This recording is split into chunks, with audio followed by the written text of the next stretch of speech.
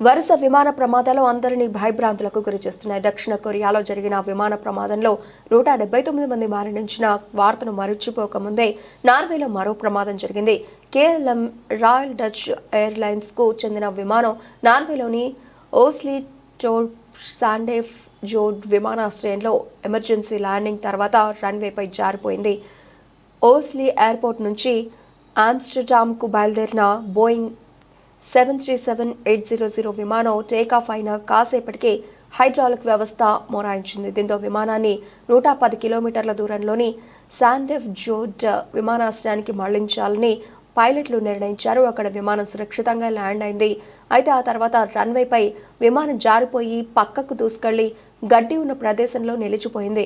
ప్రమాద సమయంలో విమానంలో ప్రయాణికులు, సిబ్బంది కలిపి 182 మంది ఉన్నారు. అయితే ఎవరికి ఎలాంటి గాయాలు కాకపోవడంతో అందరూ ఊపిరి పీల్చుకున్నారు. విమాన ప్రమాదానికి గురైన వెంటనే మొబైల్ మెట్ల ద్వారా ప్రయాణికులను ఖాళీ చేయించారు. ఈ ఘటనపై అధికారులు దర్యాప్తును ఆదేశించారు. కాగా ఈ నెల 25న అజర్బైజాన్ రాజధాని బాకు నుంచి కాస్పియన్ సముద్రం పశ్చిమ తీరంలోని గ్రోజ్నీకి వెళుతున్న విమానం కుప్పకూలిన ఘటనలో 38 మంది ప్రాణాలు కోల్పోయారు.